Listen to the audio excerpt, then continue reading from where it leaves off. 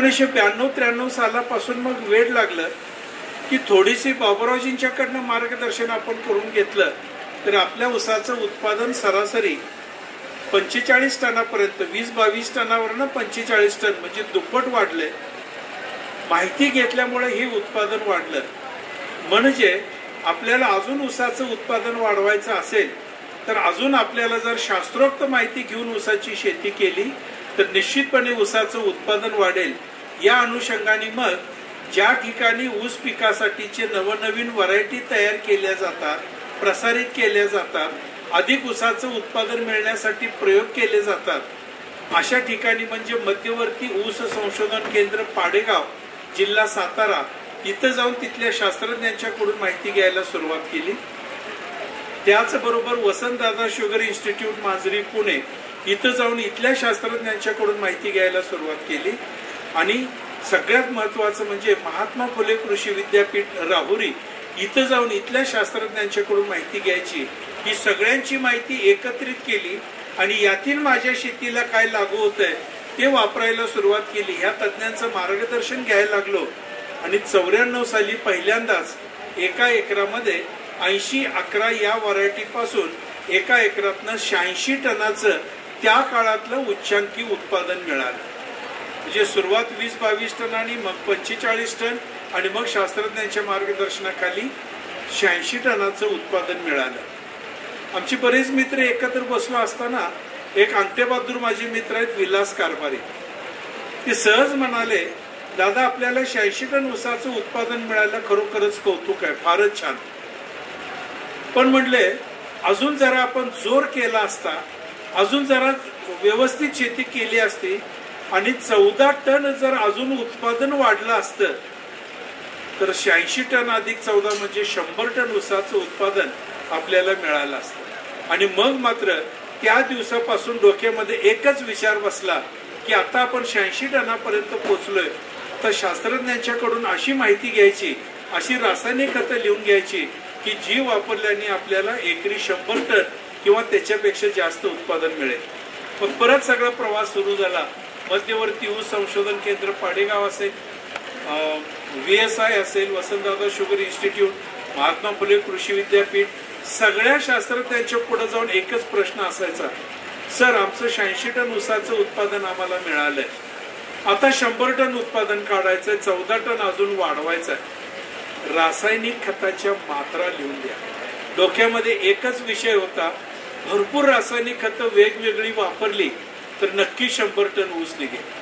सर्वांच्याकडून एकच उत्तर यायचं, दादा रासायनिक खताच्या मात्रा आपण लिहूयाच, पण त्याच्या अगोदर एक 4-5 मुद्दे त्या ऊस पिकातले सांगणार आहे तेवढे समजावून घ्या आणि त्यानुसार आपण आपल्या शेतीमध्ये जर बदल केला तर निश्चितपणे आपल्याला एकरी 100 टनच काय त्याच्यापेक्षा सुद्धा चांगलं उत्पादन आपल्याला मिळू शकेल। खरं तर ही ऐकायची मनस्थिती नव्हती। सर 86 टन ऊसाचं उत्पादन काढणारा मी शेतकरी, मला ऊसातलं सगळं कळतंय, कशाला बाकीचं सांगता असं मला वाटायचं। पण ज्या वेळेला सरांनी 5 मुद्दे समजावून सांगितले त्यावेळेला लक्षात आलं की ऊस पिकातली काडीचीही अक्कल आपल्याला नाही। ते 5 मुद्दे एकदा समजावून घेतले आणि त्या 5 मुद्द्यांवरती 100 टनाचा प्रयोग करायचा ठरला आणि पहिल्याच वर्षी 1997 साली CO 86-032 नीरा या व्हरायटीची लागण करून जैन इरिगेशनचं ठिबक सिंचन सगळ्यात पहिल्यांदा त्याला जोडून प्रयोग केला। 5 एकरामध्ये हा प्रयोग होता। एकरी 98.5 टनाचं उच्चांकी उत्पादन मिळालं। 98.5 टन म्हणजे 1.5 टन कमी पडलं नाही तर 100 टन उत्पादन मिळालं। हे उत्पादन सहजासहजी मिळालं, फार त्याच्यासाठी काही वेगळं करायला लागलं असं नाही। शास्त्रज्ञांनी जे 5 मुद्दे सांगितले होते त्या 5 मुद्द्यावर ही ऊसाची शेती होती आणि सहज 100 टनावरती पोहोचलो। तिथून मग 125 टन, 150 टन असे वेगवेगळे प्रयोग सातत्याने करत राहिलो। पुढच्या 10-12 वर्षामध्ये 150 टनाचा टप्पा देखील आम्हाला गाठता आला। 2017 साली विविध शास्त्रज्ञांच्या मार्गदर्शनाखाली एकरी 200 टनाचं उत्पादन मिळेल का असा एक वेगळा प्रयोग करण्यात आला। पहिल्यांदा सांगतो, अद्याप ते उत्पादन मिळालेलं नाही। पण 200 टन मिळेल का असा शास्त्रज्ञांच्या मार्गदर्शनाखाली हा प्रयोग केला. 2017, 18, 19 मध्ये हा प्रयोग झाला. 200 टन मिळालं नाही, पण एक जागतिक उच्चांक करता आलं. 168 टन एवढं ऊसाचं उत्पादन आम्हाला एका एकरामध्ये मिळालं. हे जागतिक उच्चांक अशासाठी प्रत्यक्ष शेतकऱ्यांनी शेतीमध्ये ओपन फील्डमध्ये, म्हणजे ग्रीन हाऊस पॉली हाऊस वगैरे नव्हे, ओपन फील्डमध्ये ऊसाची शेती करून 168 टन कोणत्याही शेतकऱ्याला जगामध्ये अद्याप मिळालेलं नाही. मात्र प्रयोगशाळेमध्ये 10 बाय 10 मीटर किंवा वेगवेगळे त्यांचे जे प्रयोग असतात त्यातून प्रयोग केलेले असताना 300 टन आणि त्याच्यापेक्षा जास्त उत्पादन एका एकरामध्ये मिळालंय. त्यामुळे आमचं टार्गेट आहे ते 200 टन. 17 सालानंतर आतापर्यंत 4 प्रयोग झाले, पण आम्हाला 150 टनाचं लक्ष सुद्धा गाठता आलं नाही. त्यासाठी मग वेगवेगळी परिस्थिती अवलंबून होती. जसं 19 मध्ये महापूर आला, खूप मोठा पाऊस. 21 मध्ये परत एकदा मोठा पाऊस. आता 22 मध्ये सप्टेंबर मध्ये अचानक खूप मोठा पाऊस पडल्याने उत्पादन कमी. 23 मध्ये म्हणजे वर्षभरातला उन्हाळ्यामध्ये पाऊसच नाही. यावर्षी नवीन लागणी परत 200 टनासाठी केलेत. 1 जूनला लागण झाली आहे, पण तेव्हापासून जो सतत पाऊस चालू आहे आपल्या सर्वांना माहिती आहे. उगवण सुद्धा नीट साधलेली नाही. पण आमचं लक्ष मात्र एकरी 200 टन काढायचं आहेच. आम्ही 3-4 शेतकरी आहोत. प्रत्येकाच्या शेतीमध्ये 1-1 एकराचा प्रयोग दरवर्षी हा घेतलाच जातो. मला नक्की खात्री आहे शास्त्रामध्ये आणि शास्त्रज्ञांच्या मध्ये एवढी ताकद आहे. या शास्त्राच्या आधारे येत्या 2-4-6 वर्षामध्ये नक्की एका एकरामध्ये आमच्या कुणी ना कुणीतरी मित्रामध्ये 200 टनाचा टप्पा आम्ही पार केल्याशिवाय राहणार नाही. आजचं लक्ष लिहिलंय ते 155 टनाचं. खरंच हे वैशिष्ट्यपूर्ण आहे.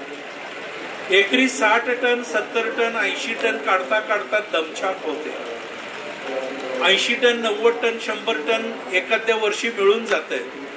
मग आता तर 155 टन काढायचं शक्य आहे का? निश्चितपणे शक्य आहे. शास्त्रोक्त पद्धतीने शेती केली तर हे सुद्धा सहज शक्य आहे. आणि गेली 25-27 वर्ष हाच प्रयोग आमच्याकडं सातत्याने चालू आहे. सुरुवातीला एकदा माझ्या शेतीमध्ये 97 साली ज्या वेळेला 100 टन ऊस निघाला तेव्हापासून आज तागायत प्रत्येक वर्षी जी ऊसाची लागण होते त्यातलं किमान एका एकरामध्ये 100 टन किंवा त्याच्यापेक्षा जास्त उत्पादन मिळतंय. हे सातत्य टिकून आहे. हे एक अत्यंत महत्वाचं. कदाचित याच्याचमुळं एक महत्वाची गोष्ट सांगेन. 2010 साली तर त्यावेळेचे अमेरिकेचे राष्ट्राध्यक्ष श्रीयुत बराक ओबामा भारत भेटीसाठी आले होते. भारतामध्ये आल्यानंतर मुंबईमध्ये 1 दिवस राहणार होते आणि दिल्लीमध्ये 1.5 दिवसाचा कार्यक्रम करून ते परत जाणार होते. मुंबईमधल्या 1 दिवसाच्या कार्यक्रमामध्ये सेंट जेवियर्स कॉलेज म्हणून मुंबईमध्ये कॉलेज आहे, त्यातल्या विद्यार्थ्यांच्या बरोबर 1 तासाची त्यांची कॉन्फरन्स होती. आणि त्याच्या अगोदर त्यांनी पाऊण तास महाराष्ट्रातली शेती कशी आहे याचे प्रातिनिधिक तिथं स्टॉल मांडून त्या शेतीची माहिती घेण्यासाठी त्यांनी पाऊण तास वेळ दिला होता. त्याच कॉलेजच्या एका प्रिमायसिस मध्ये वेगवेगळे स्टॉल मांडण्यात आले होते. त्यातला एक स्टॉल होता जैन इरिगेशन सिस्टीमचा. बराक ओबामा शेतीची माहिती घेणार आहेत म्हटल्यानंतर आपल्या इथं काय चाललंय याची माहिती सगळी दाखवावी म्हणून विविध कंपन्यांनी वेगवेगळ्या पद्धतीचे स्टॉल मांडले होते. शास्त्रज्ञांच्याकडून आपल्याला सगळी माहिती त्यांना देता येईल अशी व्यवस्था केली होती. महाराष्ट्रातलं सगळ्यात महत्वाचं पीक म्हणजे ऊस. ऊसाची माहिती देखील बराक ओबामांना सांगावी म्हणून ही चर्चा झाली आणि काही शास्त्रज्ञांची नेमणूक झाली. मध्येच कोणीतरी विषय मांडला, एखाद्या शेतकऱ्याला आपण सांगितलं तर, आणि मग सगळ्यांनी एकमुखाने माझं नाव घेतलं आणि मला त्या स्टॉलवरती उभं राहायची संधी मिळाली जैन इरिगेशनच्या. आणि प्रत्यक्ष बराक ओबामा यांच्याशी 6 ते 7 मिनिटं ऊस पिकावरती चर्चा करता आली. किती मोठं काम होतं. बराक ओबामांशी ऊस पिकावरती चर्चा. ते सावकाशपणे इंग्रजीत माझ्याशी बोलत होते, बऱ्यापैकी मला समजत होतं. मी मोडकं तोडकं का असेना तशाच रेटून इंग्रजीमध्ये त्यांना उत्तरं देत होतो. बऱ्यापैकी त्यांना समजली असावीत. कारण जाताना त्यांनी आमंत्रण दिलं, तुम्ही एकदा अमेरिकेला या, तिथं एकदा आपल्या शेतकऱ्यांशी बोलू. 2013 साली त्याच्या निमंत्रणावरनं अमेरिकेला जाता आलं. अमेरिकेतल्या बोस्टन नावाच्या मोठ्या शहरामध्ये हार्वर्ड नावाच्या जगप्रसिद्ध युनिव्हर्सिटीमध्ये शेतीचा एक मोठा कार्यक्रम आयोजित केला होता. त्याच्यामध्ये सहभागी होता आलं आणि 25 मिनिटाचं प्रेझेंटेशन, लेक्चर वजा प्रेझेंटेशन मला तिथं करता आलं. हे सगळं घडलं फक्त आणि फक्त ऊस पीक आणि त्याची उत्पादकता वाढ याच्यामुळे. अनेक पुरस्कार मिळाले. 2018-19चा महाराष्ट्र शासनाचा सर्वोच्च पुरस्कार कृषीरत्न हा देखील महाराष्ट्र शासनाने मला दिला. त्याच्या अगोदर कृषीभूषण आहे, त्याच्या अगोदर शेतीनिष्ठ आहे आणि विविध पुरस्कार असे साधारणतः 65-67 पुरस्कार या ऊस पिकामध्ये काम केल्यामुळे मिळालेत. माझ्याकडं फक्त ऊस पीक आणि ऊस पीकच असतं. इतर कोणत्याही पिकाची लागण माझ्याकडं होत नाही आणि इतर कोणत्याही पिकाची माहिती जर विचारली तर मला त्याची माहिती देखील नाही, सांगताही येत नाही. मित्र हो, 5 मुद्द्यांवरती ही सगळी ऊसाची शेती चालू आहे. पहिला मुद्दा आहे जमिनीची सुपीकता, सॉइल फर्टिलिटी. ऊसासारखं अति खादाड पीक जमीन सुपीक केली तरच चांगलं येऊ शकतं. त्यामुळे जमीन सुपीक करणे म्हणजे काय, याच्यावर 2 मिनिटं आपण बोलायचं. दुसरा मुद्दा आहे ऊस लागणीची योग्य पद्धत. आपण 2.5 फुटाच्या पूर्वी सऱ्या काढायचो. ज्येष्ठ मंडळी आहेत त्यांना विचारा. 2.5 फुटावरनं मग 3 फुटावर गेलो, 3.25, 3.5, आता किमान 4.5 फूट, 5 फूट, 6 फूट, काही मंडळी 8 फुटावर आहेत, काही जण 10 फुटाचा प्रयोग केला. नेमका सरीची रुंदी किती असावी आणि शास्त्र काय सांगतंय याच्यावरती 1-2 मिनिटं आपण चर्चा करायची. तिसरा मुद्दा आहे तुमच्या आमच्या आवडीचा, रासायनिक खताच्या मात्रा कोणत्या, किती आणि केव्हा केव्हा कशा द्यायच्या याच्यावरती एक चर्चा करू. चौथा मुद्दा आहे अत्यंत महत्वाचा, पाण्याचं व्यवस्थापन. नेमकं ऊसाला पाणी किती लागतंय, आपण आता किती देतो, किती पाणी दिलं तर ऊसाची उत्पादकता वाढेल याच्यावरती एक चर्चा करू. आणि शेवटचा मुद्दा आहे पीक संरक्षण. अलीकडे ऊसावरती खूप मोठ्या प्रमाणात काही ना काहीतरी कीड यायला लागले, बुरशीचा अटॅक यायला लागला. पूर्वी ऊसाला काहीच रोगराई यायची नाही, पण आता ते यायला लागले. त्यामुळे त्याच्यासाठी काय फवारण्या करायच्या याच्यावरती सुद्धा 1-2 मिनिटं चर्चा करायची. पहिला मुद्दा आहे जमिनीची सुपीकता. शास्त्रज्ञांनी सांगितलं एकरी 100 टन किंवा अधिक उत्पादन घ्यायचं असेल, ही 95 सालची गोष्ट, आत्ता नव्हे, 95 साली मी हे सगळं ऐकलंय. तर 1 एकरामध्ये 40 बैलगाड्या चांगलं कुजलेलं शेणखत टाकावं. मी म्हटलं सर शेणखत आता आणायचं कुठून, आमच्याकडे शेणखत नाही. 40 बैलगाड्या म्हणजे जवळपास आता मला वाटतं 10-12 तरी ट्रॉल्या 4 चाकी होत असतील, 15 ट्रॉल्या. म्हटलं शेणखत नाही. सर म्हणाले आपल्याला ऊसाचं उत्पादन वाढवायचं असेल तर बेसिक गोष्ट आहे शेणखत टाकणं अत्यंत आवश्यक आहे. मी म्हटलं सर शेणखत माझ्याकडे नाही, त्याच्यापेक्षा रासायनिक खत मला लिहून द्या, त्याच्यात पाहिजे तर मी अजून 4 पोती आगाव टाकतो, पण शेणखताची भानगड काय नको. सर म्हटलं दादा शेणखत टाकल्याशिवाय गत्यंतर नाही. मी म्हटलं असं काय मिळतं शेणखतातनं जे रासायनिक खतातनं मिळत नाही. सरांच्या ही गोष्ट लक्षात आली. मी शेणखत आणि रासायनिक खताची तुलना करतोय. शेणखत नाही रासायनिक खत वाढवूया, शेणखत भरपूर टाकले रासायनिक खत कमी करूया. सर म्हटले असं घडत नाही. मी सांगतो ते 2 मिनिटं ऐकून घ्या. म्हटले तुम्ही जे रासायनिक खत म्हणता हे जमिनीमध्ये टाकल्यानंतर पाणी दिल्यावर ते पाण्यामध्ये पूर्णपणे विरघळतं. विरघळल्यानंतर ते ज्या स्थितीमध्ये आहे त्या स्थितीमध्ये ऊस पिकाला ते अन्नद्रव्य खाता येत नाहीत. मला आश्चर्य वाटलं. सर म्हटले ही टाकलेली खतं जरी पाण्यात विरघळली तरी ती ज्या स्थितीमध्ये आहे ती खाता येत नाही. त्याच्यावर जमिनीमध्ये विशिष्ट अशी प्रक्रिया होते आणि प्रक्रिया झाल्यावर ऊस पिकाला खाता येईल असं त्याचं रूपांतर केलं जातं आणि मग ऊस पिकाला ते खाता येतं. मी आपली आडवी मान हलवली. सर काही समजना, तिथून डोक्यात काही शिरत नाही. म्हटलं डोक्याच्या वरनं चाललं. सर म्हटले दादा हे समजावून घ्या, टाकलेलं खत जरी पाण्यात विरघळलं तरी ज्या स्थितीमध्ये आहे त्या स्थितीत त्याला ऊस पिकाला खाता येत नाही, म्हणून त्याला त्याचं स्थिर स्वरूप असं म्हणतात. जमिनीत त्याच्यावर प्रक्रिया झाली की ऊस पिकाला खाता येईल असं रूपांतर होतंय, ऊस पिकाला ते उपलब्ध होतंय म्हणून त्याचं उपलब्ध स्वरूप असं म्हणतात. म्हटलं सर तरी सुद्धा समजत नाही. सर म्हटले एक उदाहरण देतो म्हणजे तुमच्या लक्षात येईल. सरांनी मला विचारलं दादा भाकरी खाता का चपाती? मी हसलो. म्हटलं सर उसाला काय खायला घालायचंय ते सांगा, मला काय विचारता? नाही सांगा तरी म्हटले. म्हटलं दोन्ही पण चालतं. मला सांगा म्हटले भाकरी जर करायची असेल तर आपल्याला काय काय करायला लागतं? काही नाही, ज्वारी आणायला लागतंय, त्याचं पीठ करायचं, मळायचं, त्यात पाणी घालून मळायचंय, ते थापायचंय, गरम तव्यावर भाजली की भाकरी तयार होते. अगदी बरोबर आहे. तुम्ही सकाळी रानात गेलाय, काम केलं, आता दुपारी 12 वाजता भूक लागली, घरी आलाय, तुम्ही घरी येऊन स्वयंपाकघराकडे बघितलं, अजून तिथं काय हालचाल दिसत नाही, स्वयंपाक तयार नाही. तुम्हाला तर भूक लागली आहे. खाण्यासाठी तुम्ही ज्वारीचे 2-4 पोती घरी आणून ठेवलेत, गव्हाचे 1-2 पोती आणून ठेवलेत, बासमती तांदूळ 1 पोतं ठिका आणून ठेवले. या सगळ्या खाण्यासाठी गोष्टी आणले. तुम्हाला भूक लागले, स्वयंपाक तयार नाही, खाण्यासाठी आणलेल्या गोष्टी समोर आहेत. ज्वारीच्या पोत्याचं तोंड उघडून मुठभर ज्वारी खाता का?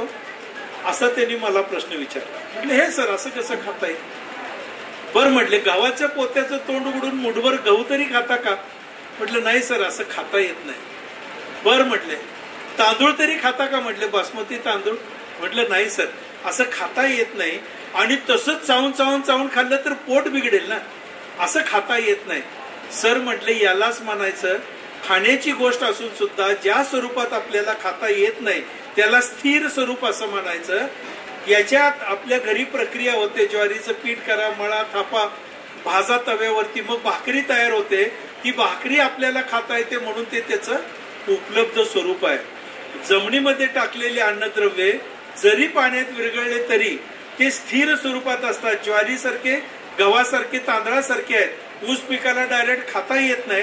ऊस पिकाला जमिनीमध्ये या अन्नगटक्यावरती प्रक्रिया होते, मग ते तयार होते भाकरीसारखे, मग ऊस पिकाला खाता येते. मी सरांना म्हटलं सर घरी कोणीतरी काम करतंय, आई असेल, बहीण असेल, मंडळी असेल, कोणीतरी स्वयंपाकाचं काम करतंय, त्यावेळेला ज्वारीची भाकरी तयार होते. एखादा आचार्य तरी घरी असतो, तो आचारी काम करतो, तेव्हा ज्वारीची भाकरी होते. जमिनीमध्ये टाकलेले अन्नद्रव्य ऊस पिकाला तयार करून देणारा जमिनीत कुठला आचारी घालायचा? सर म्हटले अगदी बरोबर आहे. आता जरा तुमच्या लक्षात यायला लागलं, जमिनीमध्ये सुद्धा आचारी पाहिजे, जे दिलेली खतं ऊस पिकाला ते तयार करून देतील. जमिनीतले आचारी म्हणजे जमिनीतले सूक्ष्म जीवाणू असं त्यांनी सांगितलं. जीवाणू हा शब्दच 95 साली आमच्या कानावर पण नव्हता, माहितच नव्हता मला. जमिनीतले जीवाणू म्हणजे जमिनीतले आचारी. तुम्ही दिलेली खतं ऊस पिकाला खाण्यायोग्य करून द्यायचं ते काम करतात. नत्र टाकतो, नत्रासाठी एक वेगळा जीवाणू काम करतो, त्याला अझोटोबॅक्टर म्हणतात. फॉस्फरस आपण टाकतो, त्याच्यासाठी एक वेगळा जीवाणू काम करतो, फॉस्फरस सोल्युबलायझिंग बॅक्टेरिया म्हणतात, पीएसबी. पोटॅशसाठी एक वेगळा जीवाणू काम करतो, झिंकसाठी वेगळा. अशा वेगवेगळ्या अन्नद्रव्यासाठी वेगवेगळे जीवाणू काम करतात. हे जमिनीमध्ये योग्य संख्येने असायला पाहिजेत. नुसती संख्या नव्हे तर ते कार्यक्षम पाहिजेत, तर आपण दिलेली खतं ऊस पिकाला ते मोठ्या प्रमाणात तयार करून देतील. आणि ऊसाचं एक वैशिष्ट्य आहे, ऊसाला जेवढं तुम्ही खायला घालाल तेवढी त्याची उत्पादकता वाढते. म्हणजे जीवाणू हा अत्यंत महत्वाचा घटक आपल्या जमिनीमध्ये असला पाहिजे. आमच्या जमिनीमध्ये, तुमच्या आमच्या सगळ्यांच्या जमिनीत जीवाणू आहेत, पण वारंवार वापरलेल्या रासायनिक खतामुळे त्यांची कार्यक्षमता आणि संख्या हळूहळू कमी झालेली असते. ही जर वाढवायची असेल तर जमिनीतले जीवाणू वेगळे करून प्रयोगशाळेमध्ये वेगळे करतात, त्यांना खायला प्यायला घालून त्यांची संख्या वाढवून बाटलीत भरतात, आणि ह्या बाटल्या आपल्याला परत आणून देतात. वेगवेगळ्या सगळ्या जीवाणूंची 1-1 लिटर बाटल्या वर्षातनं किमान 2 वेळेला आपल्या जमिनीमध्ये सोडावेत. म्हणजे चांगले जीवाणूंची संख्या जमिनीमध्ये वाढीला लागेल, कार्यक्षम जीवाणूंची संख्या जमिनीमध्ये वाढीला लागेल, आणि मग हे जीवाणू आपण टाकलेले खत ऊसाला मोठ्या प्रमाणात तयार करून देतील. मी म्हटलं सर सोपं झालं, रासायनिक खतं किती टाकू सांगा, आणि एका बाजूला जीवाणू कुठले किती आणून टाकायचं सांगा. शेणखत कशाला पाहिजे? माझ्या डोक्यात विषय होता शेणखत आमच्याकडे नाही. सर म्हटले अगदी बरोबर आहे, पण हे जीवाणू ज्या वेळेला काम करतात, कार्यक्षम होतात, प्रचंड काम करायला लागतात, त्यावेळेला त्यांच्या स्वतःच्या पोषणासाठी सेंद्रिय कर्ब नावाचा घटक लागतो. तो आपल्या जमिनीमध्ये असणं अत्यंत आवश्यक आहे. जमिनीमध्ये जेवढा जास्त सेंद्रिय कर्ब तेवढे जीवाणू ऍक्टिव्ह पण होतात आणि संख्या पण वाढते. शास्त्रीय भाषा अजून फार वेगळी आहे. आपल्याला ते शास्त्र समजून घ्यायचं म्हटलं तर आणि 4 तास लागतील, मलाही समजलेच नाही. पण जीवाणूंची संख्या आणि कार्यक्षमता वाढवायची असेल तर त्याला सेंद्रिय कर्ब जमिनीमध्ये असला पाहिजे. तुमच्या आमच्या जमिनीमध्ये सेंद्रिय कर्ब 0.2 पासून 0.5 एवढाच आहे, अर्धा टक्क्यापर्यंत आहे. तो वाढत वाढत जाऊन 0.7, 0.8, 0.9, 1% जर सेंद्रिय कर्ब वाढला, 1% सेंद्रिय कर्ब म्हणजे 100 टन निघण्याची खात्री होते. त्यामुळे सेंद्रिय कर्ब वाढणं अत्यंत आवश्यक. मग सेंद्रिय कर्ब वाढवायचा, मी सरांना म्हटलं कुठे मिळतोय सांगा, कुठल्या कंपनीचा, किती किलो आणून टाकायचा का किती पोती टाकायचा. सर म्हटले दादा सेंद्रिय कर्ब हा बाजारात विकत मिळत नाही. 1995 सालची गोष्ट आहे. सेंद्रिय कर्ब मिळतो तो फक्त आणि फक्त सेंद्रिय खतातून मिळतो. आणि सेंद्रिय खतामध्ये जे 4-5-6 चांगली सेंद्रिय खत आहे त्यातलं सर्वोत्कृष्ट सेंद्रिय खत जर कोणतं असेल तर ते शेणखत आहे. म्हणून तुम्हाला मी सुरुवातीला सांगितलंय 40 बैलगाड्या शेणखत टाका. मी डोक्याला हात लावून सरांना एक नमस्कार केला. म्हटलं सर माझा अर्धा तास घालवला आणि शेवटी सांगितलं शेणखत टाकण्याशिवाय गत्यंतर नाही. तरी सुद्धा माझ्याकडे शेणखत नाही. एक तर शेणखताला पर्याय असेल तर सांगा, नसेल तर परत जातो बघू काय मिळेल ते शेणखत गोळा करतो आणि मग येतो. ते म्हटले दादा तुमच्याकडे शेणखत का नाही. म्हटलं आम्हाला जवळ हे तासगाव गाव आहे, द्राक्षाची सगळी शेती आहे. द्राक्षाचे शेतकरी आहेत 24 तास जागे असणारे शेतकरी. त्यांना शेणखत म्हणलं की चढ दिशी जाऊन ते सगळ्या गावातले शेणखत गोळा करतील. गाव संपलं तर तालुक्यातनं गोळा करतील. तालुके संपले तर दुसऱ्या जिल्ह्यातनं सुद्धा शेणखत असतील. बरोबर आहे ना.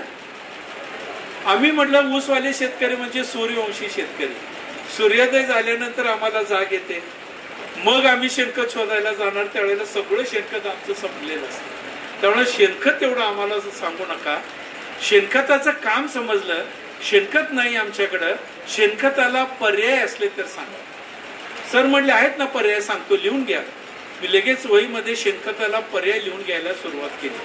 पहिला एक आकडा लिहिला. सर म्हटले शेणखताला सर्वात उत्तम पर्याय. मी तसंच वाक्य लिहिलं, शेणखताला सर्वात उत्तम पर्याय. सरांना म्हटलं सर कोणता. सर म्हणाले शेणखताला सर्वात उत्तम पर्याय फक्त शेणखत असं सांगितलं. मग मात्र मोठ्याने हसलो आणि सरांना कोपरापासून हात जोडले. म्हटलं सर लक्षात आलं, शेणखताला पर्याय नाही. जातो म्हटलं आता बघू काय शेणखत मिळते तेवढं गोळा करेन, परत येतो आणि मग पुढचं सगळं भारूड सांगतो. सर म्हटले दादा मी सर्वात उत्तम पर्याय शेणखताला शेणखत असं सांगितलं. बाकीचे पण पर्याय आहेत, थोडेफार सांगतो म्हणजे त्यातले सगळे पर्याय काही ना काहीतरी चांगलं काम करतील. आणि म्हणून मग त्यांनी पर्याय सांगायला सुरुवात केली. पर्याय नंबर 1 शेणखताला पर्याय फक्त शेणखतच. दुसरा पर्याय सांगितला, एका एकरामध्ये 4 ते 5 टन गांडूळ खत वापरा, त्यातल्या त्यात बऱ्यापैकी ते सुद्धा काम करते. किंवा एका एकरामध्ये 1 ते 1.5 टन 2 टनापर्यंत पोल्ट्री खत वापरा, ते सुद्धा बऱ्यापैकी काम करतं. किंवा 500 किलो पासून 700-800 किलो पर्यंत अखाद्य पेंडींचं मिश्रण वापरा. अखाद्य पेंडी म्हणजे करंजी पेंड, एरंडी पेंड, लिंबोळी पेंड कडू असतं, जनावरांना सुद्धा आपण ते देत नाही. अशा पेंडींचं मिश्रण वापरा, ते सुद्धा बऱ्यापैकी काम करत आहे. त्याला कॉन्सन्ट्रेटेड ऑर्गॅनिक मॅन्युअर असं म्हणतात. पण त्याची किंमत एवढी भरमसाठ वाढली आहे, ऊसवाल्या शेतकऱ्याला ते काय आता परवडत नाही. मग एक त्यांनी चांगला पर्याय सांगितला, तो म्हणजे लेंडी खत वापरा. जिथं शेळी मेंढी पालनाचा उद्योग चालतो तिथं दररोज गोळा केलेल्या ज्या लेंड्या असतात, ऐकू येते का मागे नाही येते सर असं पुढे या, इकडे घ्या, इकडे या, इकडे असं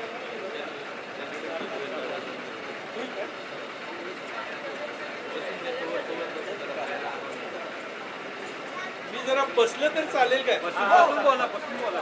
जरासा पाय फ्रॅक्चर झालाय.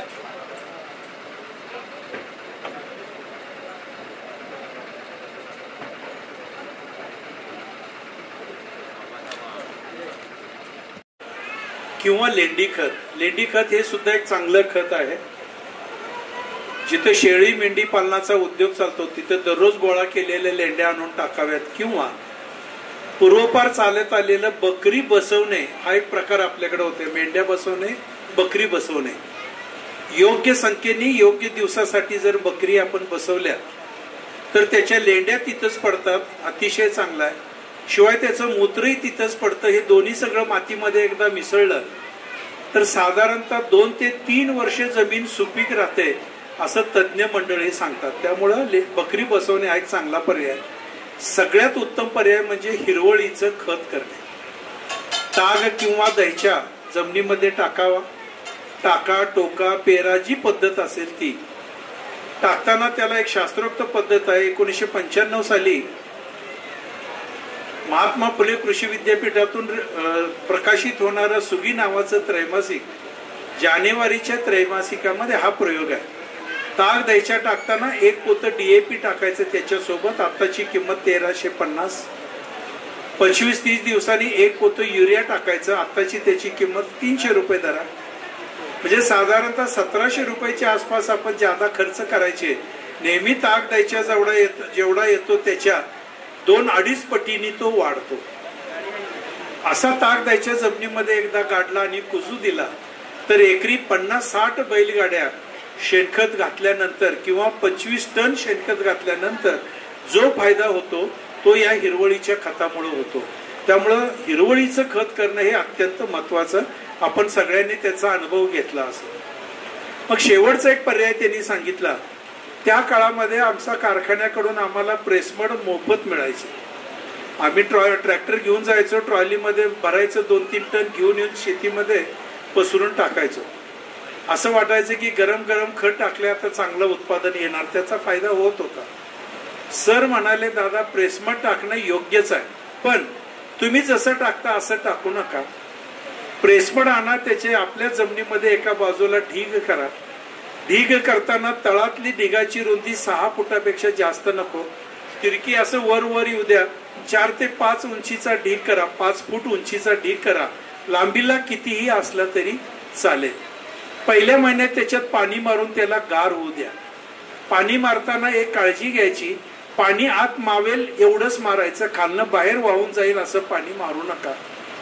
दुसऱ्या महिन्यात त्याला कंपोस्ट करणारे जीवाणू त्याच्यामध्ये सोडायचे. हे जीवाणू पुढील 2-3 महिन्यामध्ये त्या प्रेसमडचं उत्कृष्ट असं कंपोस्ट खत तयार करतात. हे कंपोस्ट खत एकरी 5 ते 10 टन वापरा असं त्यांनी सुचवलं. आज 24 वर्ष पूर्ण झाली. मी माझ्या शेतीमध्ये राजाराम बापू सहकारी साखर कारखान्याचं त्या वर्षी ज्या वेळेला पहिल्यांदा कंपोस्ट सुरू झालं, 5 टनापासून 10 टन वापरायला सुरुवात केली. तेव्हापासून आज तागायत दरवर्षी एकरी लागणीसाठी आतापर्यंत 15 ते 20 टनापर्यंत आलोय. खोडव्यासाठी, निडव्यासाठी 10-10 टन दरवर्षी हे कंपोस्ट खत वापरतो. सांगायला खरं चुकीचं आहे, मी आज तागायत शेणखत वापरलेलं नाही. फक्त ह्या कंपोस्ट खतावरती आणि हिरवळीच्या खतावरती शेती आहे.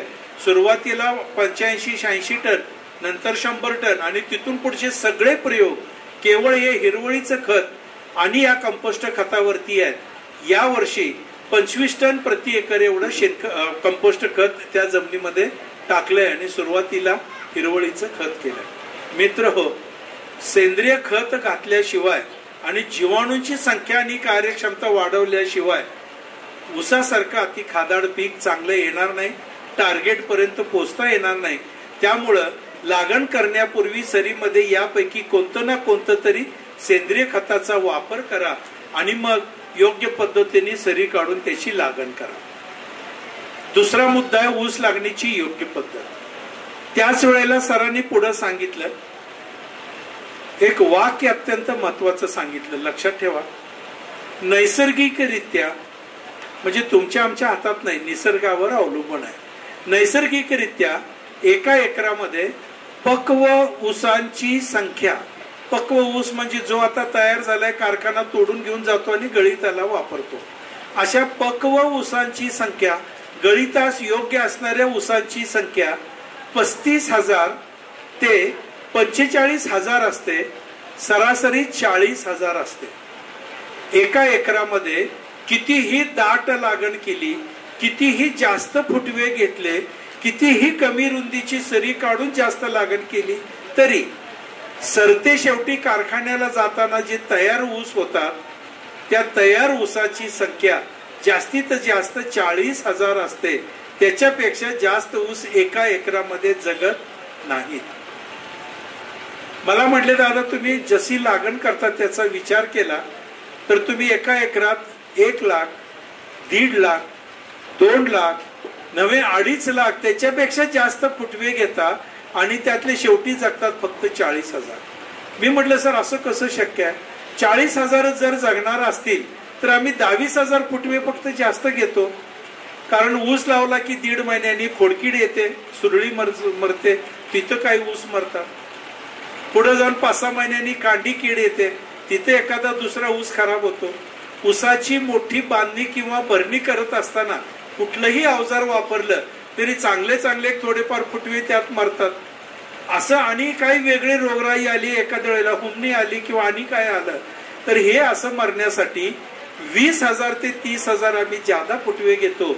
आणि तुम्ही म्हणता तसं शेवटपर्यंत जगणारे 40,000 असं 60,000 ते 70,000 फुटवे आम्ही घेतो.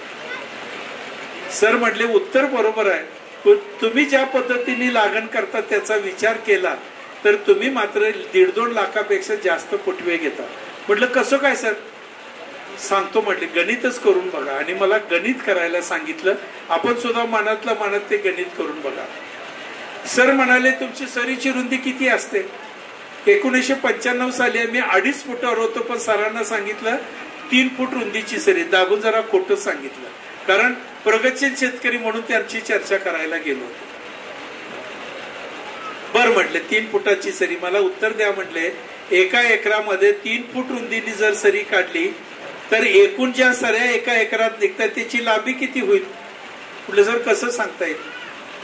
सऱ्या काढल्यावर रानात गेलं पाहिजे, मोजायचा टेप नेला पाहिजे, प्रत्येक सरीचं अंतर मोजलं पाहिजे, कागदावर लिहिलं पाहिजे, बेरीज केल्यावर कळणार एका एकरात सरीची लांबी किती. सर म्हटले ते बरोबर आहे, पण इथं बसून उत्तर काढता येते. कागदावर लिहा म्हटले एका एकराचं क्षेत्रफळ. मी लिहिलं 43,560 चौरस फूट. आता किती फूट रुंदीची सरी काढायची आहे त्या आकड्याने त्याला जर भागलं तर येणारं उत्तर म्हणजे एका एकरातली सरीची लांबी.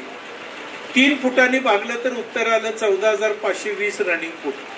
सर म्हटले लिहा वय तोंडी हिशोबासाठी म्हटले 15,000 फूट लांबीची सरी निघते असं लिहा. मी म्हटलं सर हे गणिताचा उपयोग काय आहे? म्हटले सर ऐका तरी लिहा एकदा मग समजेल तुम्हाला. मी लिहिलं 15,000 फूट रनिंग फूट.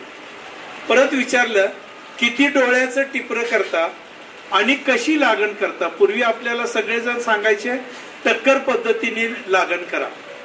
मी पण आपल्या दाबून सांगितलं 3 डोळ्याचं टिपर असताना टक्कर पद्धतीने करतो. खरं आम्ही त्यावेळेला कशी लागण करायचो? सवयीने दीडीने नव्हे 2-2 टिपरे एकत्र करून मग त्याची लागण असायची. 3 टन 3.5 टन 4 टन बियाणं जमिनीत घालायचं आणि उत्पादनाची अपेक्षा 25 टन 30 टन फार तर 40 टन. आता 1 एकराला 100 टन काढायला बियाणं किती लागतंय? माझ्या जमिनीतलं सांगतो मला फक्त 400 किलो किंवा 500 किलो, अगदी जाड बियाणं असलं तर 600 किलो एवढंच बियाणं लागतंय. 3 टन कुठं आणि 500 किलो कुठं हे याचं शास्त्राच्या पाठीमागं शास्त्र आहे, एवढं लक्षात घ्या. मी सरांना म्हटलं सर 3 फुटाची सरी 3 डोळ्याचं 1 टिपर आणि आम्ही शास्त्रोक्त आहे टक्कर पद्धतीनेच लावतो. सर पण हसले, हे खोटं सांगायला लागलेत म्हणून. सरांनी विचारल्या 3 डोळ्याच्या टिपऱ्याची लांबी किती असते?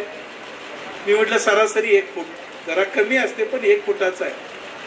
असं करा म्हटले 1 फुटाचं 1 टिपर टक्कर पद्धतीने लावता म्हणजे एका फुटाला तुमचं 1 टिपर बसतंय. 15,000 फूट लांबीची सरी आहे. एका फुटाला 1 टिपर बसलं म्हणजे 15,000 फुटाला किती लांबीचे किती टिपरे बसतील? मी म्हटलं 15,000. मला म्हटले लिहा वय 15,000 टिपरे बसले. एका टिपरीला डोळे किती? मी म्हटलं सर 3 असतात. म्हणजे मग एकूण डोळे आपण एका एकरात किती लावतो? 15 त्रिका 45,000 डोळे लावतो. मला म्हटले वहीत लिहा 45,000 डोळे लावले. मला एक सांगा म्हटले हे 45,000 डोळ्यापैकी सगळे डोळे उगवतात का? मी एका सेकंदात सांगितलं, म्हटलं 100% उगवतंय. आम्ही 2-2 टिपऱ्या एकत्र करून लावत होतो, त्यामुळे त्यातलं मेले किती जगले किती आम्हाला कधीच कळालं नाही. सर म्हटले असं नसतंय. अडसाली लागण असेल आणि सगळी व्यवस्थित तुम्ही लावली असेल तर 80-85 फार तर 90% उगवण होते. पूर्व हंगामी लागण असेल, पूर्व हंगामी ऑक्टोबर-नोव्हेंबरची, तर फार फार तर 70%, 75%, 80% उगवण होते. आणि सुरू लागण असेल जानेवारी-फेब्रुवारी तर 65% 75% उगवण होते. मी म्हटलं सर मला माहित नाही, 45,000 डोळे लावलेत, अडसाली लागण आहे, तुम्हीच हिशोब करून सांगा यातले मरतील किती आणि उगवतील किती. सर म्हटले यातले 5,000 डोळे तरी नक्की मरतील. मी लगेच वजा करून टाकले, 45,000 वजा 5,000 राहिले 40,000. सरांना म्हटलं सर 40,000 डोळे आता उगवले. कागदावरतीच गणित चाललं होतं. सर म्हटले बरोबर आहे, 40,000 डोळे उगवलेत, पण आता एक मी महत्वाचा प्रश्न विचारणार आहे. म्हटले विचार करून उत्तर द्या. तुम्ही सुद्धा ऊसवाले जे असतील त्यांनी मला उत्तर द्या.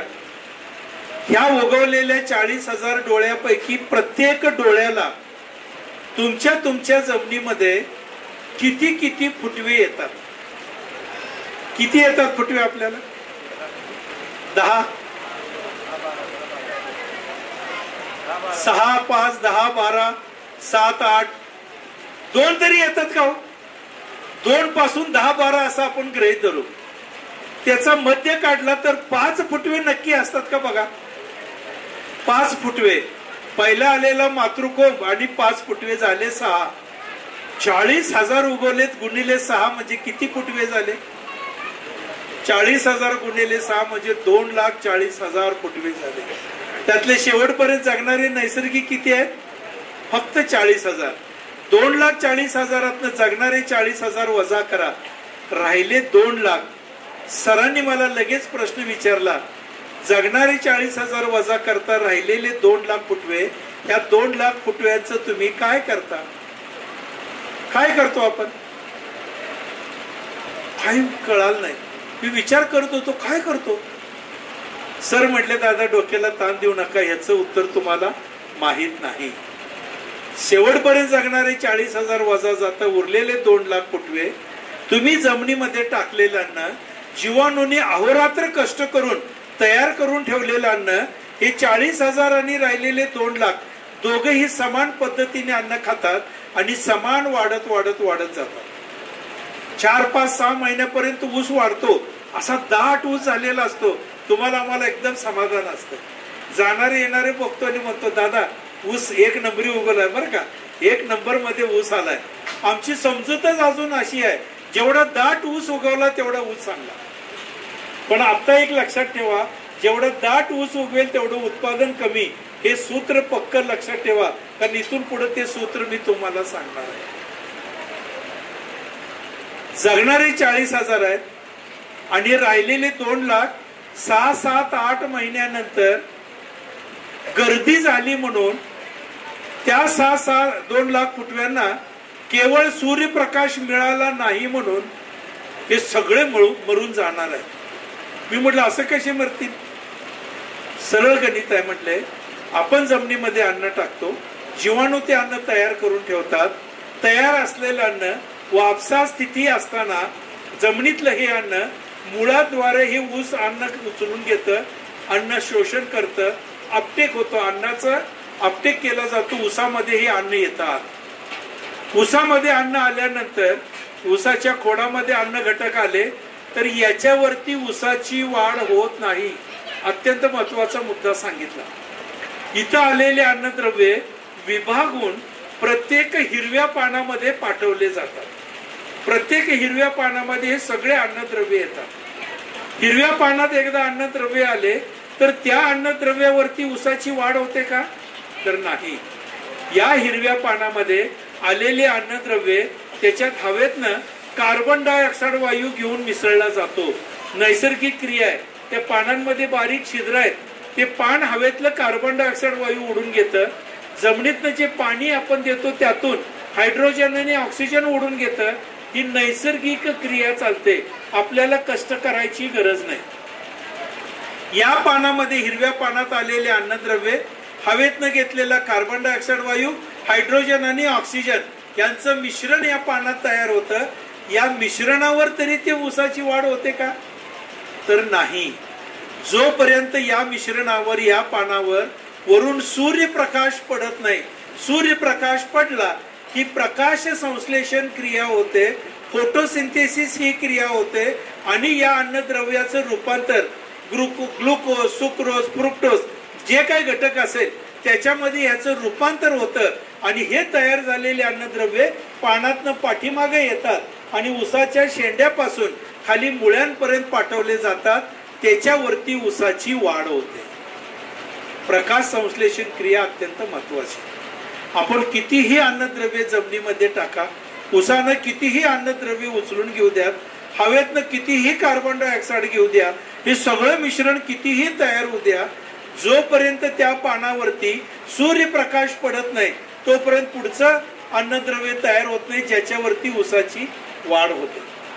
आता 3 फुटाची जर सरी असेल आणि ऊसाच्या प्रत्येक पानाची लांबी 4, 4.5, 5 फूट असेल तर 3 फुटाच्या ओळीत इकडच्या ओळीतलं ऊसाचं पान जे 4-5 फुटाचं आहे ते इकडच्या ओळीला येऊन टेकेल आणि इकडच्या ओळीतलं ऊसाचं पान इकडच्या ओळीला येऊन टेकेल. ही सगळी पानं एकमेकावरती येतील. सगळ्यात वरच्या बाजूला जी पानं आहेत त्यांना सूर्यप्रकाश मिळेल, तिथं प्रकाश संश्लेषण क्रिया जास्त होईल. खाली खाली जसं पानं असतील सूर्यप्रकाश कदाचित कमी कमी कमी मिळेल. प्रकाश नसला तरी ते काय लक्स मध्ये वगैरे मोजतात, ते कमी कमी मिळेल. अन्न घटक तेवढे कमी कमी तयार होतील. ज्या ऊसाच्या पानांना सूर्यप्रकाश कमी मिळालाय त्याच्यात कमी अन्न तयार होईल, खायला कमी मिळेल, त्याची वाढ कमी होईल, सावकाश होईल. ज्याला जास्त मिळालं तो जोमाने वाढेल, त्याची अजून सावली या लहान ऊसांवरती पडेल आणि एक वेळ अशी येईल त्या ऊस पिकाला सूर्यप्रकाश मिळणार नाही. केवळ सूर्यप्रकाश मिळाला नाही म्हणून अन्न तयार होणार नाही, अन्न तयार नाही म्हणून तो उपाशी राहील आणि शेवटी प्रयत्न आटोकाट करून सुद्धा उपाशी राहून राहून शेवटी तो मरून जाईल. हे मरणारे किती आहेत? 2 लाख आहेत. जगणारे 40,000 आणि मरणारे 2 लाख. हे मरणारे नुसते मरत नाहीत, ते जेवढे दिवस जगले तेवढे दिवस तुम्ही जमिनीत टाकलेलं अन्न, जीवाणूने अहोरात्र कष्ट करून तयार करून ठेवलेलं अन्न ते सुद्धा समान पद्धतीने खातात. खाऊन खाऊन शेवटी सूर्यप्रकाश मिळाला नाही म्हणून मरून जातात. म्हणून त्यांना खाऊन मरणारे फुटवे असं म्हणतात. जगणारी 40,000 आहेत आणि खाऊन मरणारी किती आहेत? 2 लाख आहेत. आता विचार करा, जगणारे 40,000 जर 1 पट असतील तर खाऊन मरणारे 2 लाख त्याच्या किती पट आहेत? 5 पट आहेत. जगणारे 1 पट आणि खाऊन मरणारे 5 पट आहेत. समजा मी 12 पोती खत जमिनीमध्ये टाकलंय, एका पोत्याचं वजन 50 किलो, 600 किलो खत दिलंय. जीवाणूने अहोरात्र कष्ट केलं आणि सगळं खत तयार करून ठेवलं. असं घडत नाही, शास्त्र वेगळं आहे. पण आपण असं समजू की 600 किलो अन्न तयार आहे. जगणाऱ्याला खत किती मिळेल आणि खाऊन मरणारे किती खातील? जगणाऱ्याला फक्त 100 किलो मिळेल आणि खाऊन मरणारे 5 पट म्हणजे 500 किलो अन्न खातील आणि शेवटी मरून जातील. 600 किलो पैकी 500 किलो अन्न आपलं वाया जातंय. जगणाऱ्याला फक्त 100 किलो मिळतंय. ते बिचार तेवढ्या 100 किलो वरती वाढतंय. 25 टन, 30 टन, 35 टन, 40 टन एवढंच उत्पादन आपल्याला मिळतंय. उत्पादन जर वाढवायचं असेल तर रासायनिक खताच्या मात्रा वाढवायची अजिबात गरज नाही. गरज कशाची आहे? खाऊन मरणारे जे फुटवे त्यांची संख्या कमी करा. आपोआप त्यांचं उरलेलं अन्न जगणाऱ्यांना खायला मिळेल. आपोआप ऊसाच्या उत्पादनात वाढ होईल. 100 टन काढायचं असेल तर अजिबात खत वाढवू नका. आता जेवढी देतात तेवढीच द्या, पण फुटव्यांची संख्या योग्य ठेवा. आपोआप ऊसाचं उत्पादन वाढेल. योग्य संख्या म्हणजे एका एकरामध्ये ऊसाचं वय 60 ते 70 दिवस असताना 60,000 ते 70,000 फुटवे असावे. त्यातले 20 ते 30,000 फुटवे वेगवेगळ्या कारणाने मरतील. खोडकीड, कांडीकीड, भरणी करताना किंवा आणि काही रोगराईनी. आणि सुरुवातीपासूनच 40,000 ऊस जोमाने वाढतील. तुम्ही दिलेलं अन्न सगळं त्या 40,000 मिळेल. आपोआप आपलं उत्पादन 100 टनावरती जाईल. मित्र हो, हे सूत्र ज्या शेतकऱ्याला समजलं त्याचं उत्पादन वाढेल. मग ही सगळी पानं जर सूर्यप्रकाशात आणायची असतील तर सरीची रुंदी वाढवायला लागेल. एकमेकावरती जी पानं आलेत ती सगळी जर बाहेर काढायची असतील तर किमान 4.5 फूट रुंदीची सरी काढा. आता ज्या नवीन व्हरायटी आलेत या सगळ्या नवीन व्हरायटीची पानं पहिल्या व्हरायटी सारखी निम्म्यामध्ये असं खाली वाकत नाहीत. आता नवीन व्हरायटीची पानं अशी तिरकी वर जातात आणि शेंड्याजवळ थोडीशी वाकतात. ही तिरकी वर असल्यामुळे सगळा सूर्यप्रकाश त्यांना मिळतो. 4.5 फुटाची जर सडी काढली तर सगळी पानं सूर्यप्रकाशात येतील आणि प्रकाश संश्लेषण क्रिया सगळ्याची झाल्यामुळं प्रत्येक ऊस चांगला वाढेल. शिवाय आपल्याला संख्या कमी करायची आहे. 3 फुटापेक्षा 4.5 फुटाची सरी काढली तर सरीची लांबी कमी होईल. 3 डोळ्याच्या टिपऱ्याच्या ऐवजी 1 डोळ्याचं आपण टिपर किंवा 2 डोळ्याचं टिपर अंतर ठेवून लावलं तर फुटव्यांची संख्या मर्यादित राहील. 60,000पेक्षा जास्त फुटवे घ्यायचे नाहीत. 2 महिने झाले 60 ते 70 दिवसांनी फुटवे मोजा. 60-70 हजारापेक्षा अजून खालून फुटवे जास्त येत आहेत. जर असं दिसलं, यावर्षी ते घडलेलं नाही, पण असं जर दिसलं तर ऊसाची बाळ बांधणी करा. ऊसाच्या बुडक्याला 2 ते 3 इंच मातीची भर लावा. मोठी भरणी नव्हे, बाळ भरणी करा. खालून येणारे फुटवे सगळे दबून बसतात, सप्रेस होतात आणि त्या भरणीच्या वरती जेवढे फुटवे आहेत तेच जोमाने वाढीला लागतात. तुम्ही जे खायला टाकले ते त्यांनाच खायला मिळेल. टार्गेट आपल्याला गाठणं सोपं होईल. मित्र हो, ऊसाची लागण करताना या गोष्टीकडे लक्ष द्या. मध्यम आणि हलकी जमीन असेल तर 4.5 फूट रुंदीची सरी, मध्यम काळी आणि खोल काळी जमीन असेल तर 5 फूट रुंदीची सरी. 4.5 आणि 5 फुटामध्ये पॉवर टिलरनी उत्कृष्ट अशी मोठी बांधणी किंवा भरणी करता येते. काळी जमीन असेल आणि समजा कुबोटा मित्सुबिशी सारखा 4 चाकी छोट्या ट्रॅक्टरने तुम्ही भरणी करणार असाल तर मग मात्र 6 फूट रुंदीची सरी काढा. त्याच्यामध्ये हा ट्रॅक्टर व्यवस्थित चालतो, भरणीच व्यवस्थित पूर्ण होते आणि ऊसाची उत्पादकता चांगली मिळते. 4.5, 5 आणि 6 फूट या 3 सरी आता सध्या योग्य पद्धतीने आपल्याकडे काम करतात.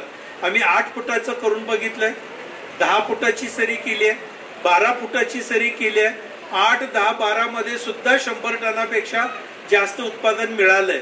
पण त्याला फार लक्ष द्यायला लागतंय, अत्यंत काटेकोरपणे करायला लागतंय. एखादं क्षेत्र मोठं असेल तर मग फार अडचणी येतात. त्याच्यापेक्षा मध्यम हलक्या जमिनीमध्ये 4.5 फूट, काळ्या जमिनीमध्ये 5 फूट पॉवर टिलरनं भरणी, कुबोटा सारख्या ट्रॅक्टरने करणार असाल तर 6 फूट असं जर केलं. अडसाली लागणीमध्ये 1 डोळ्याचं टिपर सरीमध्ये आडवं 1.5 फुटावरती 4.5 फुटात आणि पूर्व हंगामी आणि सुरूमध्ये करणार असाल तर 2 डोळ्याचं टिपर 4 ते 6 इंचाचं अंतर ठेवून लागण करा. टिपर लावताना औषधात बुडवल्याशिवाय लावू नका. जमिनीमध्ये हानिकारक बुरशी फार मोठ्या प्रमाणात वाढले, हानिकारक किडी फार मोठ्या प्रमाणात वाढले. कीटकनाशक आणि बुरशीनाशकात 10 मिनिटं जर आपण कांड्या बुडवून मग लावल्या तर हानिकारक बुरशीचा त्याला त्रास होणार नाही, किडींचा त्रास होणार नाही आणि जर्मिनेशन आपल्याला चांगलं मिळेल. अशा पद्धतीने जर आपण लागण केली तर निश्चितपणे आपल्याला 100 टन किंवा त्याच्यापेक्षा जास्त उत्पादन आपल्याला मिळू शकतं. कंटाळा आला नाही ना? तिसरा आणि चौथा मुद्दा 2-2 मिनिटाचे. तिसरा मुद्दा आहे रासायनिक खताच्या मात्रा कोणत्या, किती, केव्हा आणि कशा द्यायच्या. एकरी 100 टन ऊस जर काढायचा असेल तर 6 पोती urea, 6 bag urea, 2 bag ammonium sulphate, 6 bag di ammonium phosphate DAP, 5 bag potash अशी मुख्य अन्नद्रव्ये द्यायला लागतील. पण एवढी अन्नद्रव्ये देऊन भागत नाही. अजून 2 अन्नद्रव्ये देणं अत्यंत अत्यंत आवश्यक आहे. तुम्ही देतात सगळे, कारण द्राक्षवाले तुम्ही आहात. निश्चितपणे याचा फायदा आपल्याला ऊस उत्पादन वाढीसाठी होत असतो.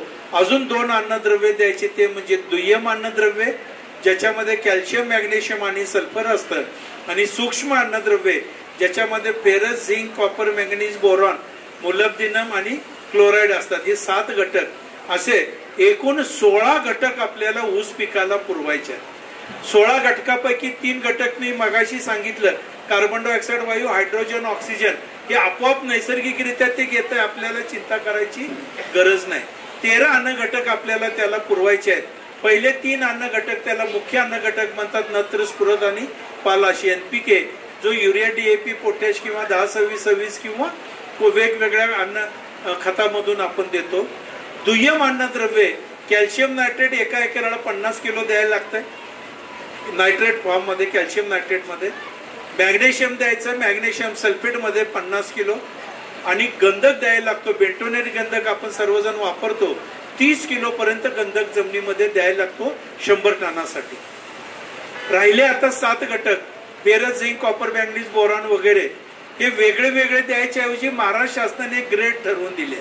त्याच्यामध्ये फेरस किती असावं, झिंक किती असावं, कॉपर किती, मॅंगनीज किती, बोरॉन किती, प्रत्येकाचं प्रमाण शासनाने ठरवून दिलंय.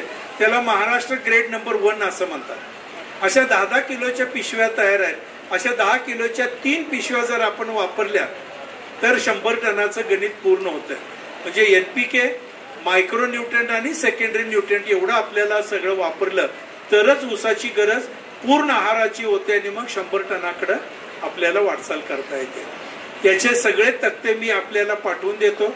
ज्यांना कोणाला हे चार्ट तक्ते पाहिजे असतील त्यांनी मला आपला मोबाईल नंबर, मी शेवटी जाताना माझा मोबाईल नंबर सांगणार आहे, त्याच्यावरती नाव आणि पत्ता, मोबाईल नंबर मला पाठवून द्या. त्याच्यावरती आडसालीचा चार्ट, पूर्वगामीचा चार्ट, सुरूचा चार्ट, खोडव्याचा चार्ट, शिवाय विविध माहिती तुम्हाला त्याच्यावरती पाठवता येते. आपल्या हातात असतो चार्ट, त्यामुळे आपल्याला ते बघता येईल. शिवाय एक ऍप तयार केले, फ्री मध्ये आहे. माझे चिरंजीव अजिंक्य दादा म्हणून आहेत, कॉम्प्युटर इंजिनियर आहे, त्यांनी ते ऍप तयार केलंय. त्याची सुद्धा लिंक शेवटी मी सांगणार आहे.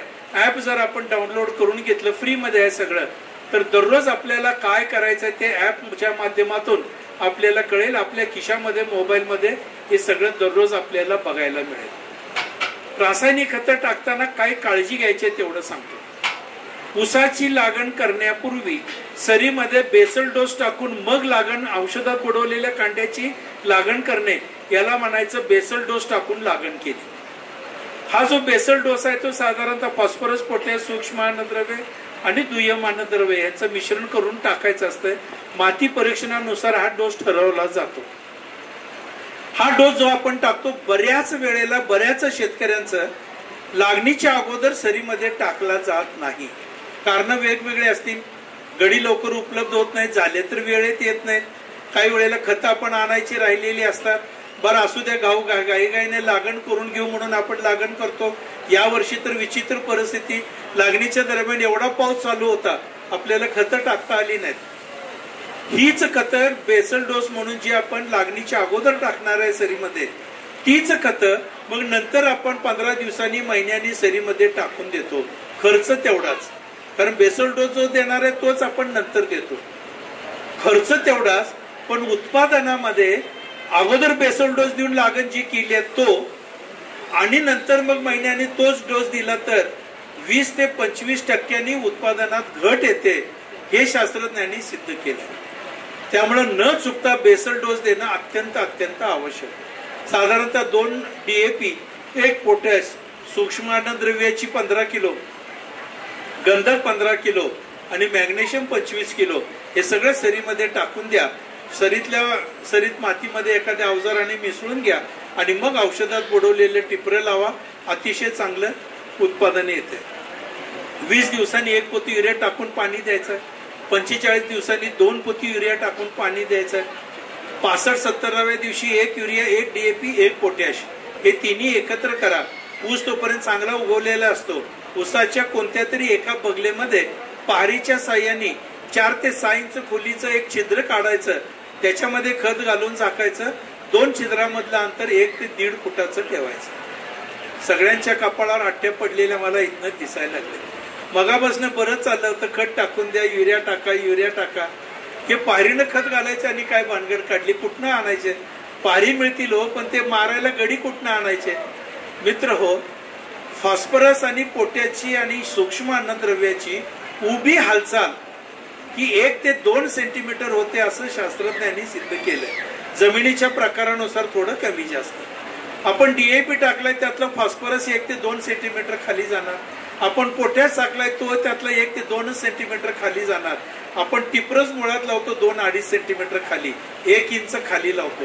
त्याच्या मुळे असे तिरक्या वाढत वाढत खाली जातात. टिपरीपासून खाली 4 ते 6-8 इंचापर्यंत एकूण मुळ्यांपैकी 60 ते 70% मुळे तिथं असतात. आपण खत टाकलेला अर्धा इंचावर जाऊन पडणार, 1 इंच जास्तीत जास्त खाली जाणार, तिथं 2 ते 5% मुळे असतात. आणि खरे अन्न खाणारे मुळे मात्र 6 इंचावरती 8 इंचावर खाली आहेत. म्हणून पारीच्या साहाय्याने खत छिद्र काढून तिथं जर आपण खत दिलं तर सगळ्या मुळ्यांना ते खायला मिळेल. हे खत त्या पायरीनं खाली गेल्यावर स्वतःभोवती 5 ते 12 सेंटीमीटर स्वतःभोवती पसरतंय. सगळ्या रूट झोन मध्ये त्याचा विस्तार होतो, सगळ्या मुळ्यांना ते खायला मिळतंय आणि मग टार्गेट आपल्याला गाठता येते. अशा दृष्टीने हे खत द्यावं. मोठ्या भरणीच्या वेळेला खत विस्कुटून टाकायचं आहे. 2 युरिया, 2 DAP, 2 पोटॅश, परत एकदा सूक्ष्म अन्नद्रव्ये 15 किलो, गंधक 15 किलो, मॅग्नेशियम सल्फेट 25 किलो एवढं टाकून द्या आणि भरणी पूर्ण करा. भरणी झाल्यानंतर 15 ते 20 दिवसांनी calcium nitrate 10 kilo, boron 20% 1 kilo पाटपाण्याने सोडा किंवा ड्रीप मधून द्या. तिथून पुढे 3 महिने प्रत्येक महिन्याला एकदा 25 किलो अमोनियम सल्फेट आणि 25 किलो पोटॅश, प्रत्येक महिन्याला एकदा पाटपाण्याने सोडा, असं 3 महिने द्या. आणि कॅल्शियम नायट्रेट सुद्धा नंतर 1-2 महिने 10-10 किलो प्रत्येक महिन्याला स्वतंत्रपणे द्या. इतर खतात ते मिसळू नका. असा जर डोस सगळा आपण केला तर एकरी 100 टन सहज शक्य आहे. आता विषय होता तो 155 टनाचा. 155 टन काढायला, 150 टन काढायला, 140-30 टन काढायला याच मात्रा थोड्याशा वाढवायला लागतात. पण या मात्रा वाढवायच्या अगोदर सेंद्रिय खत प्रचंड वाढवायला लागतं. शेणखताची मात्रा खूप वाढवायला पाहिजे.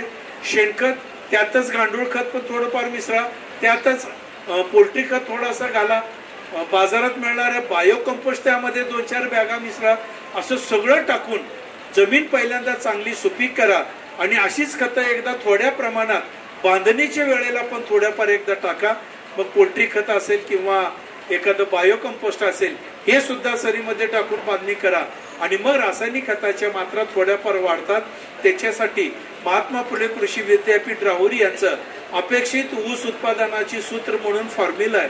माती परीक्षण करून त्या सूत्रामध्ये किती मातीमध्ये आपल्या मातीमध्ये किती NPK आहे किंवा खतं काय काय आहे ती लिहायची आणि किती टार्गेट पाहिजे ते त्याच्यामध्ये लिहून ते जर सूत्र आपण सोडवलं तर मग मात्र आपल्याला तेवढ्या टनासाठी किती NPK द्यायचा आहे तो आपल्याला ढोबळमानाने कळतो. त्यानुसार रासायनिक खताच्या मात्रा थोड्याफार वाढवायच्या.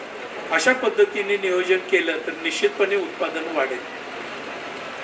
पाण्याचं व्यवस्थापन, चौथा मुद्दा एका वाक्यात सांगता येईल.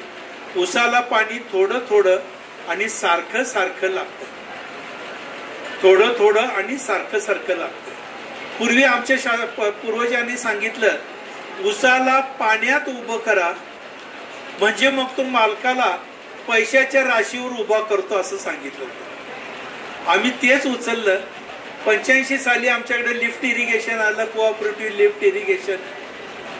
कृष्णा नदीतनं पाणी उचलून आणलेलं, 24 तास लाईट, रात्रभर दिवसभर पाणी चालू ठेवायचं. 4-5 एकराची शेती, बाजूला बांध 2.5-3 फुटाचे केलेले, रात्रभर पाणी त्याच्यात सोडायचं, दिवसभर सोडायचं.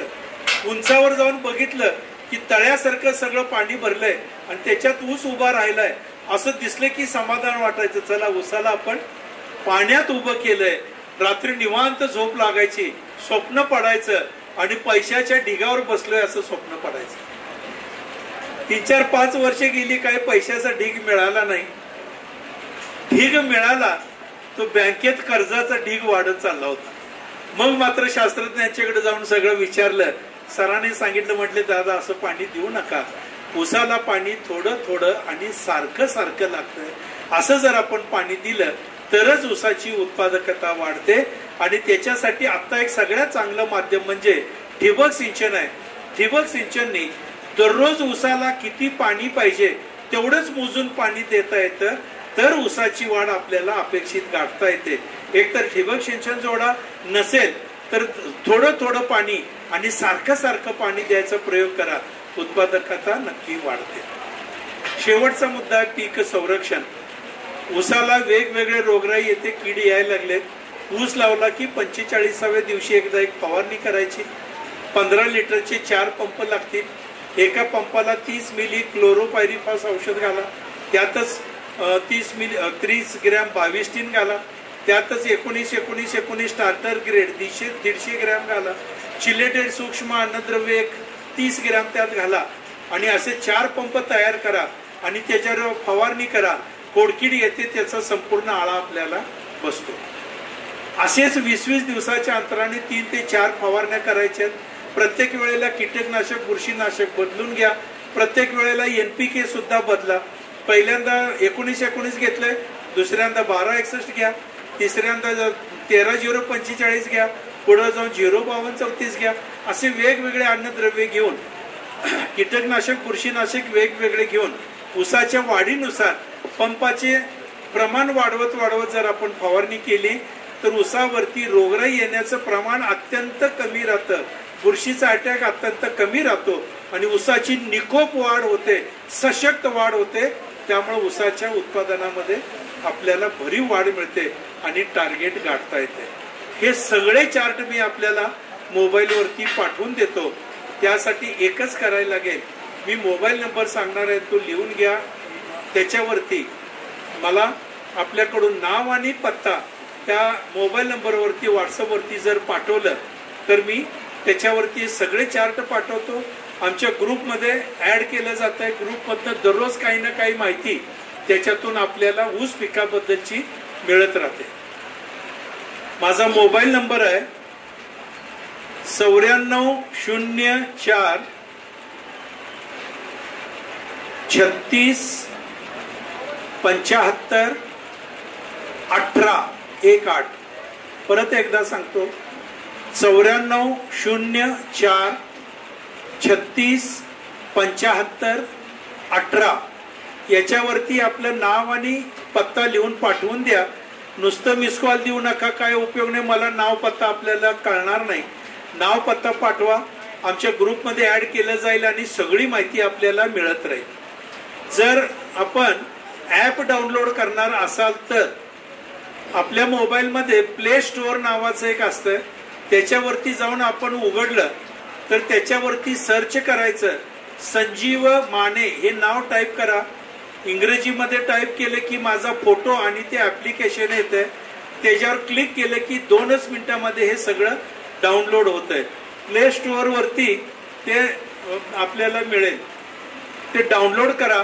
त्याच्यामध्ये माहिती थोडी आपल्याला लिहायची आहे. ऊस केव्हा लावलाय, किती तारखेला लावलाय, लागण आहे का खोडवा आहे, आपला मोबाईल नंबर त्यात टाकायचा आहे आणि टार्गेट तुमचं किती आहे, 20 टनाचं आहे का 75 टन आहे का 100 टन आहे, असं टार्गेट त्याच्यामध्ये भरायचं. टीका करायच्या सगळ्या.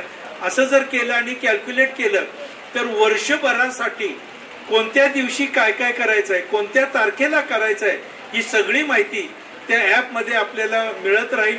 वेगवेगळे प्रयोग त्या ॲपमधनं आपण करू शकता. त्यासाठी ॲप सुद्धा डाउनलोड करायला हरकत नाही, पूर्णपणे मोफत आहे. 1 तास झाला आपण सर्व मंडळी इथं बसलात. 1 तासाने थोडा जास्तच झाला. खरं तर आपण बघायला आलो प्रदर्शन, पण हे प्रदर्शन बघता बघता ही सुद्धा माहिती ऐकायला आपण इथे येऊन बसलात.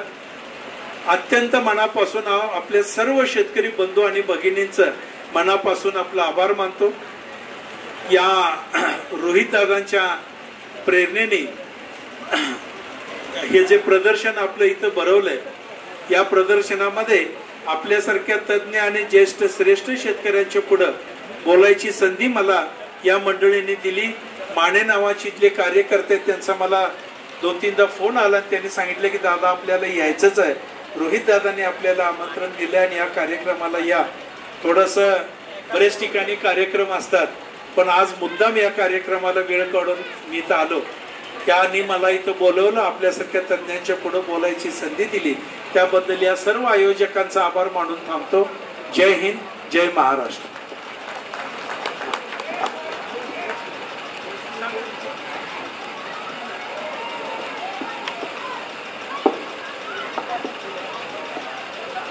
सर, मशीन ऊस तोडला किंवा लेबरनं ऊस तोडला तर मध्ये टनेज मध्ये काय फरक पडतो?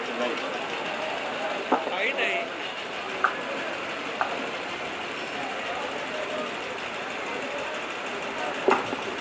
काही नाही, उलट चांगला आहे.